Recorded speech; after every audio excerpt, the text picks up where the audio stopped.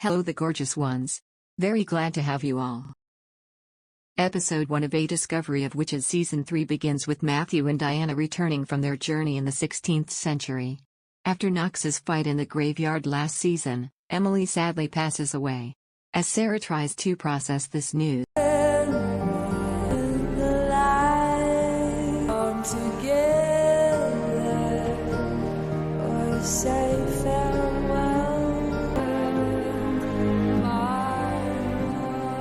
she's gone. Matthew reveals to the family that Diana is actually pregnant with 2 babies. There are 2 heartbeats. Could this be enough to bring balance back between the 2 races? Another guest arrives soon after, Gallowglass, as the house descends into mourning for Emily's death. A bloodthirsty Matthew remains determined to gain revenge. The thing is, killing Knox outright will only make him a martyr. So naturally, they have to try and find an alternate plan to take him down. This is made all the more complicated by the continued blood rage killings. In Oxford, these killings have captured the imagination of the public. The media has even spun this, calling it the Vampire Diaries.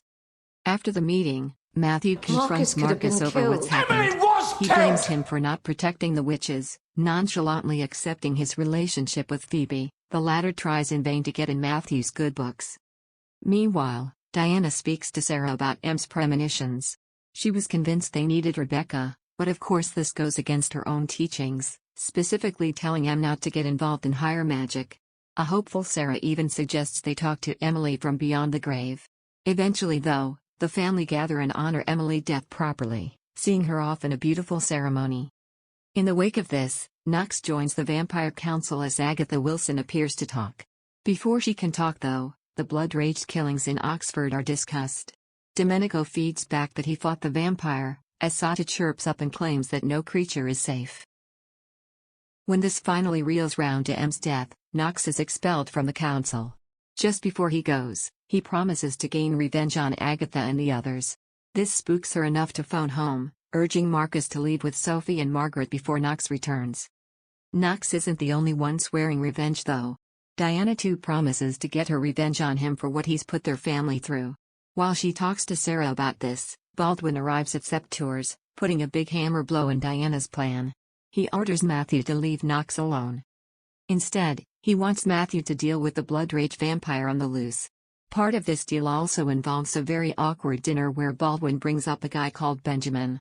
Now, Matthew has ties with Benjamin, given he's actually Matthew's son, but Diana is convinced she's met him before, originally going by the name of Fuchs, back in Bohemia.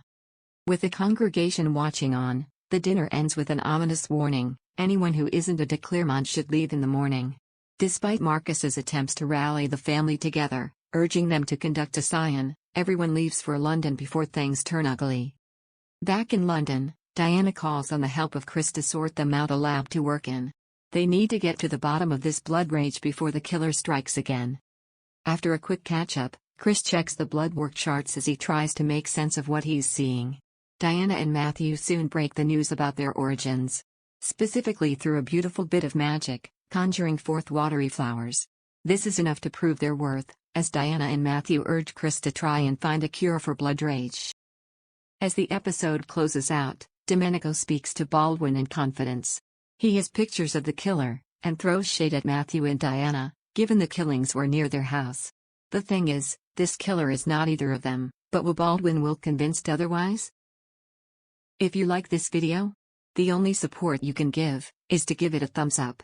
Hit the subscribe button and turn the notification bell for more contents like this. Hope to see you soon. Thank you.